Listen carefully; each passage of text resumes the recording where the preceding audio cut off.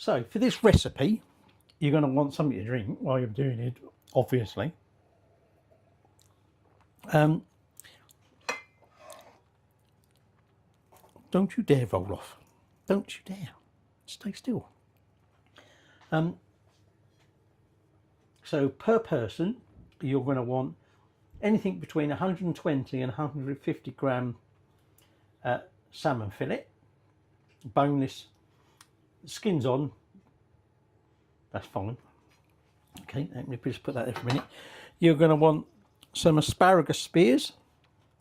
I've got 6, so 3 per what's name. I've got some spring onions, 4, 2 per salmon. You're going to want, yeah, these tablespoons. A minute now, I think tablespoons. 2 teaspoons of butter, 1 per what's name.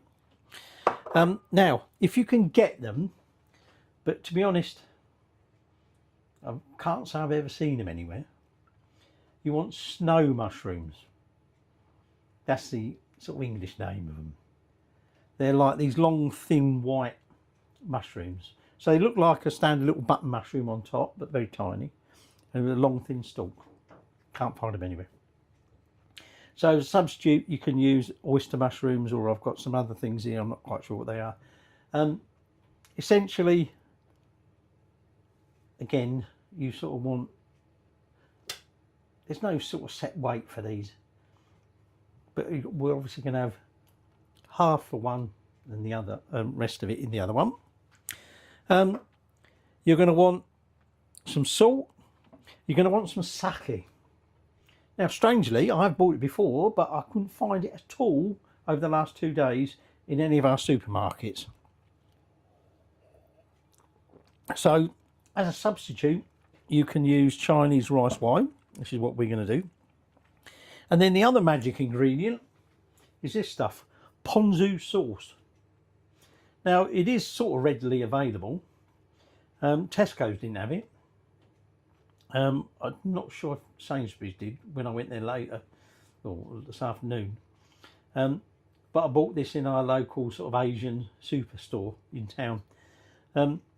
If you can't get Ponzu sauce, it's essentially like a tablespoon of soy sauce and a sort of squeeze of lemon juice and a dash of like mirin, or a pinch of sugar.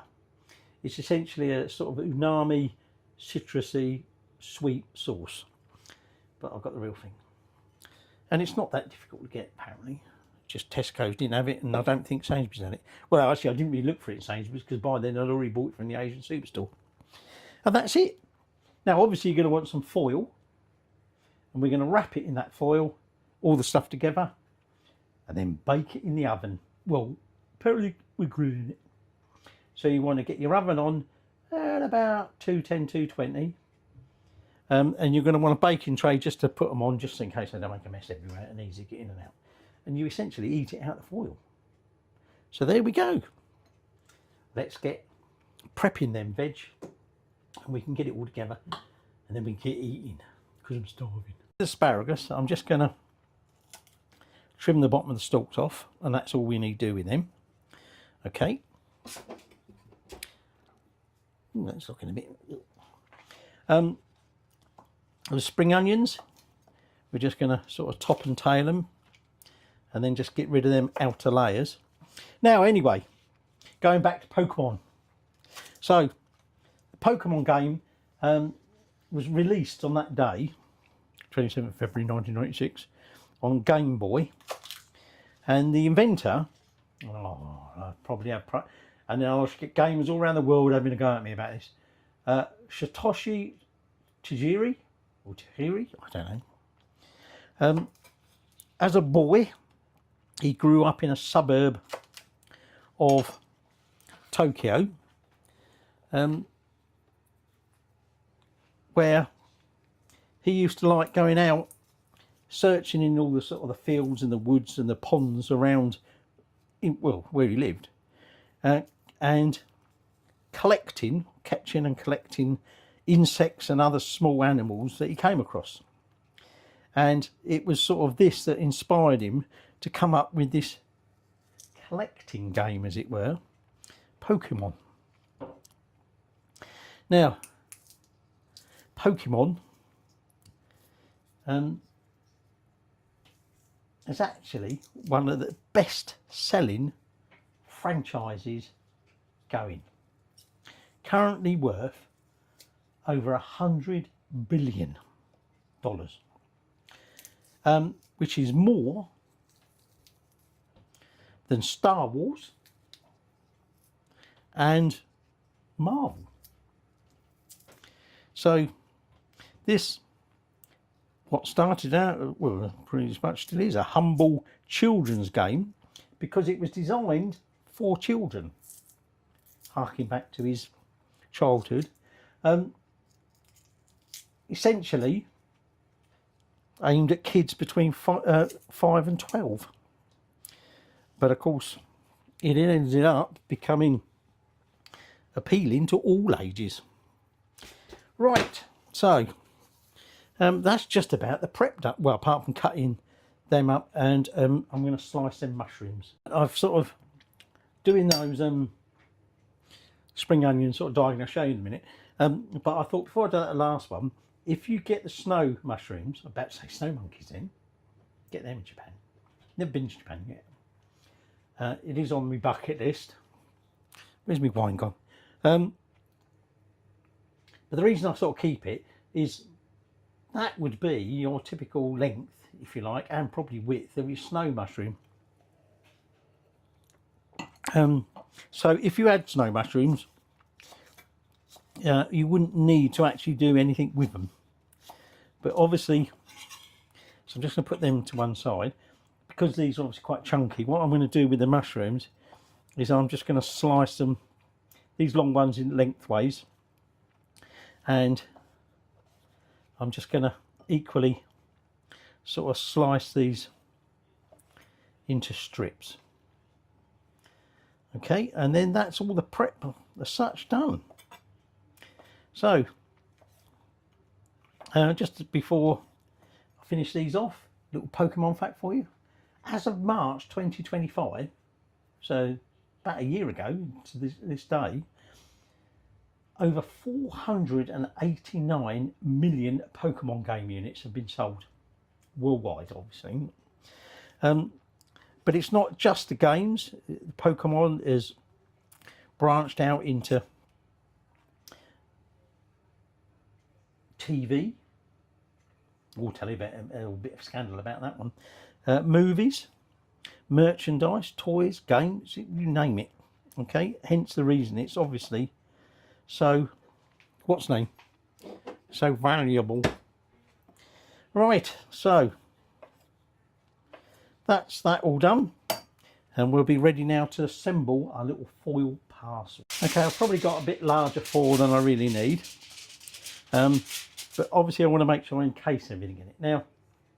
Now, Pokemon means pocket monster, because in a way the idea of the game was almost like you could put a monster in your pocket, but you'd need one of these to do that.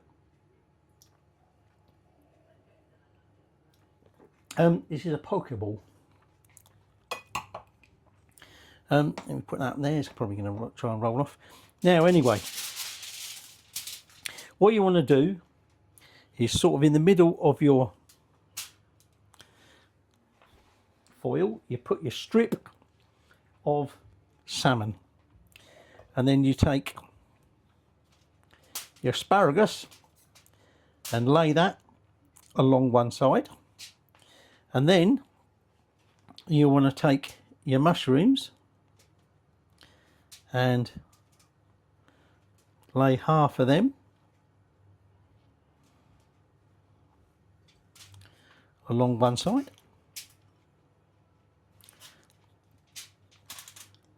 So essentially this is your meal, and like I said, you'll eat your meal out of the foil. So what I'm going to do at this point is just start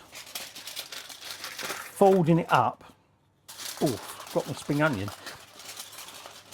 And the reason I'm doing that is because we're going to be putting the liquids in there, and we don't want that all just running out everywhere. I've got my spring onion. So half of that spring onion that we chopped up, that goes in there. So anyway, I was saying to you about the Pokeball. The idea is that the player is the trainer, and he wants to collect a Pokedex, a whole deck, if you like, of, well, I say deck, as if you're doing the cards, but basically he essentially wants to capture all the different types of Pokemon. So this exists in a world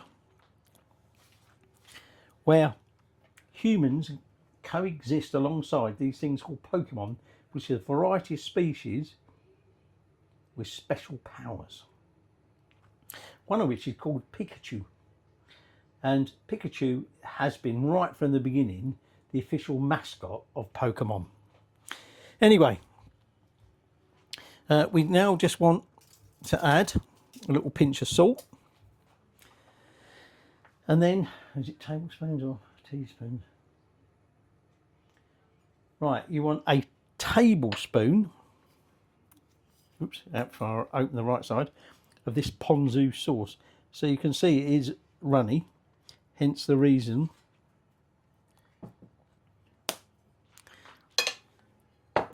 we want to make sure it don't run everywhere. And then you want a teaspoon of your sake. Sake? I don't know. But this is the Chinese rice wine. So in that goes. Oh, and then before I forget, a little knob of butter on top of the salmon. And that is your meal. So anyway, when he first conceived the game, he came up with 151 different types of Pokemon. There's now well over 1,000. Each have special powers. Each can, can do different things. So what I'm doing here at the moment is I'm just sort of folding over that top bit, and also just probably make, like I said, this is a bit too big actually. I'm going to trim some of that end off.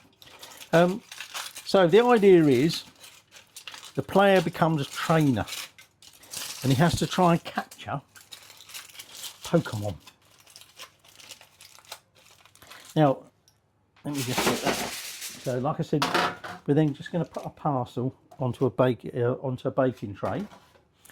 Now, the player wants to capture Pokemon, so he finds wild Pokemon, and he's got to try and weaken it enough that he can then throw one at. Yes, I know you've got one.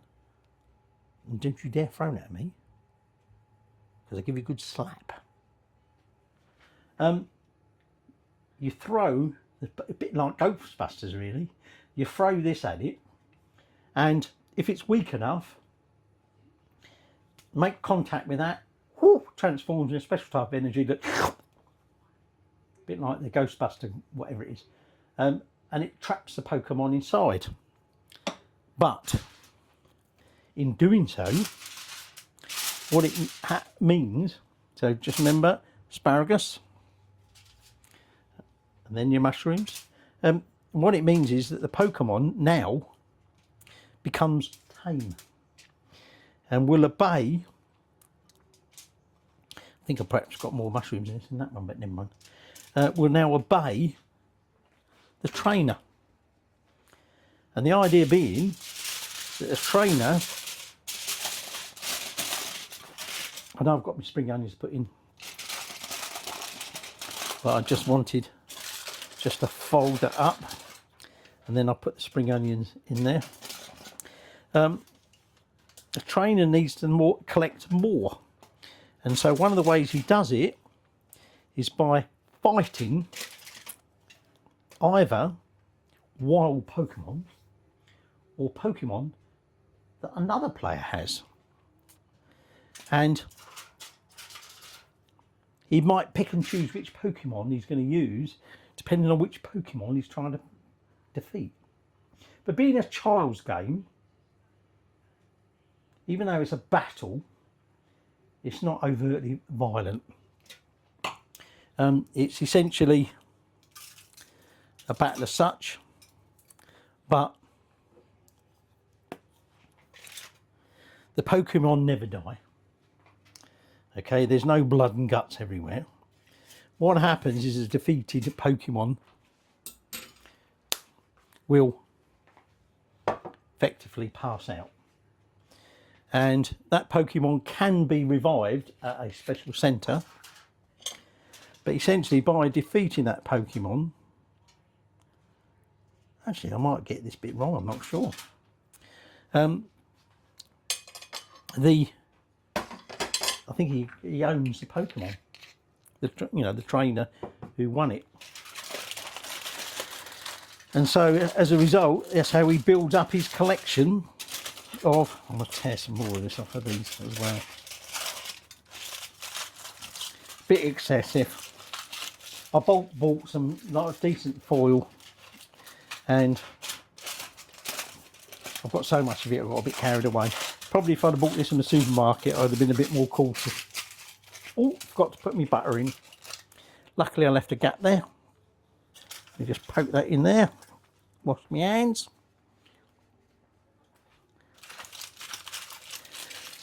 Anyway, so he builds up his collection of Pokemon.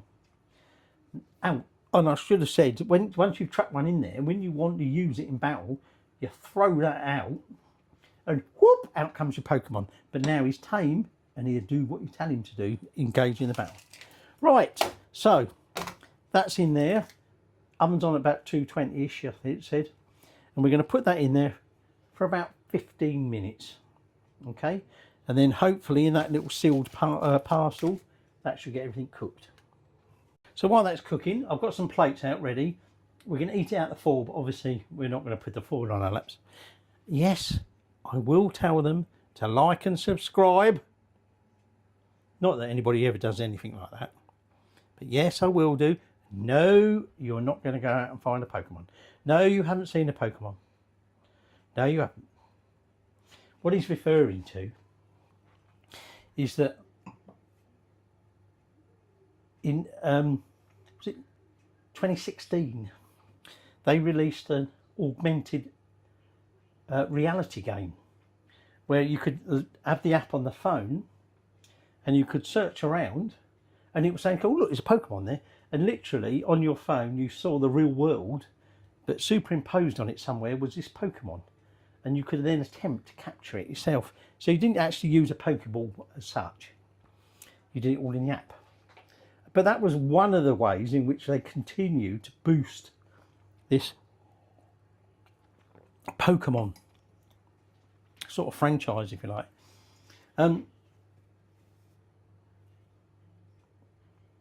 About 1998, they released it worldwide, and it went mental. We got Pokemon Mania.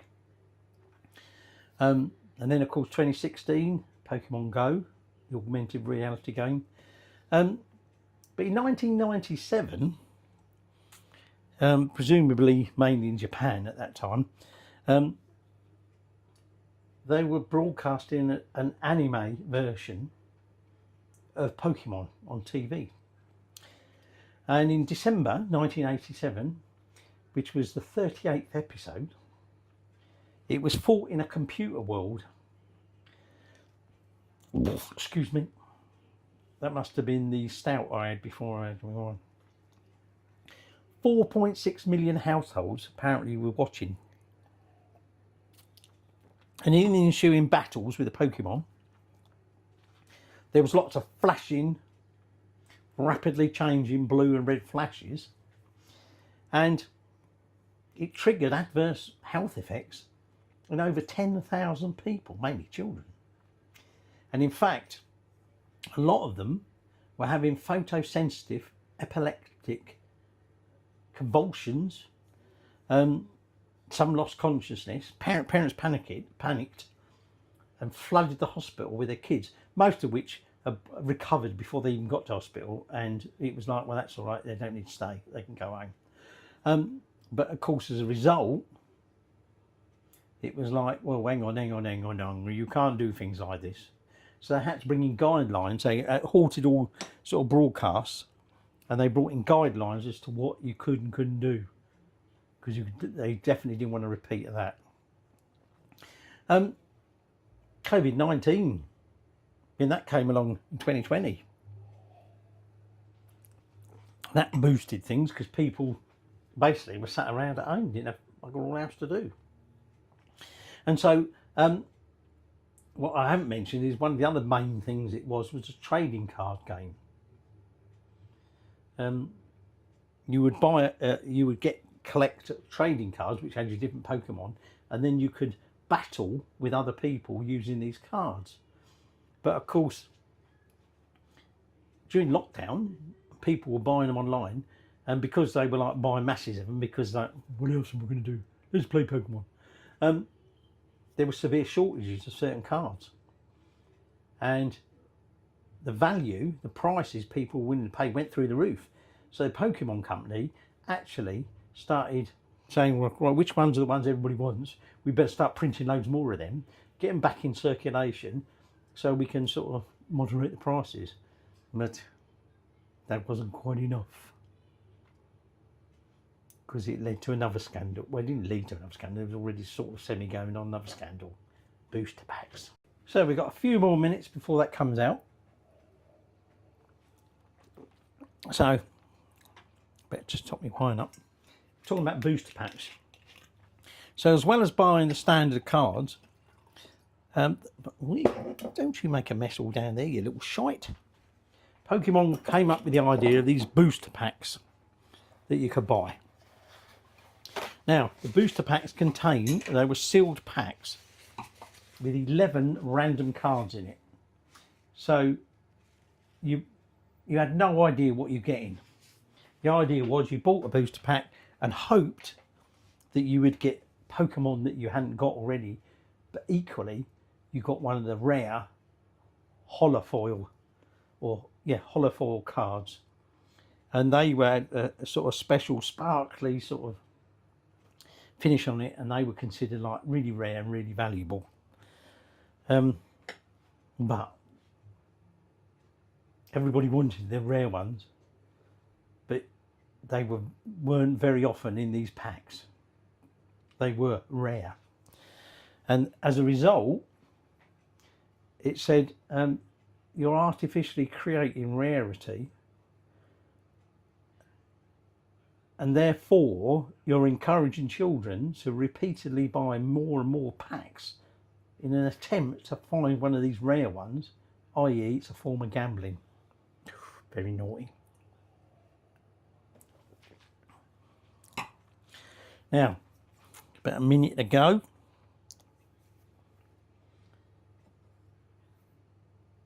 As Pokemon grew in popularity, kids were actually taking their cards to school. And it caused mayhem at school, not just in the playgrounds, but in classrooms. Kids weren't paying attention, they weren't paying attention at home, doing things like homework was suffering. And even kids were missing the school bus home because they were engaged in deals in the playground, so desperate to get this card, they ended up missing their bus home and everything. And plus, kids started doing aggressive trading, particularly picking on younger kids, bullying them, making them give up cards in unfair deals and everything. And oh, there we go. Right, let's get this out of the oven. And parents, obviously, schools were concerned. Just turn that oven off. Parents were concerned, but then, quick, like a lot of these fads kids go through, and I'm an ex-teacher, I know about them all.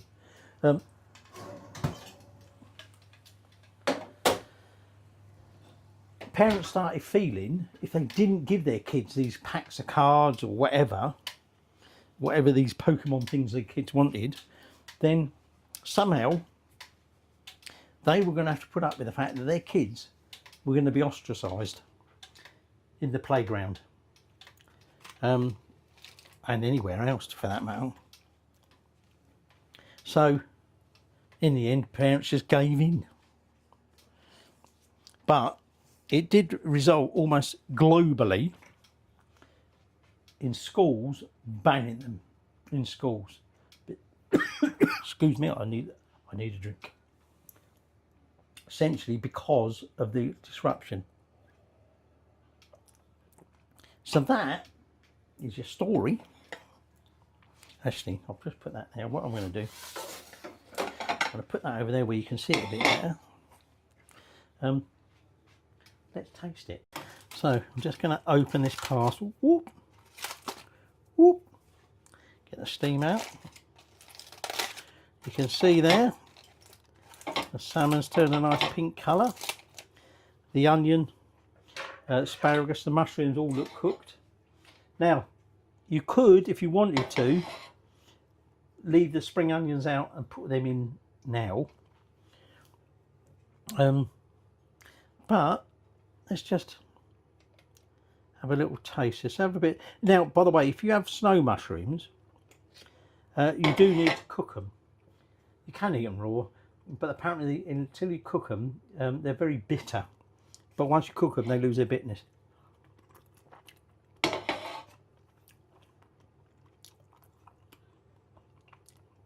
You're getting that sort of tang of that citrusy flavour from that Ponzu sauce. Actually, let's just try a bit of salmon. Let's say.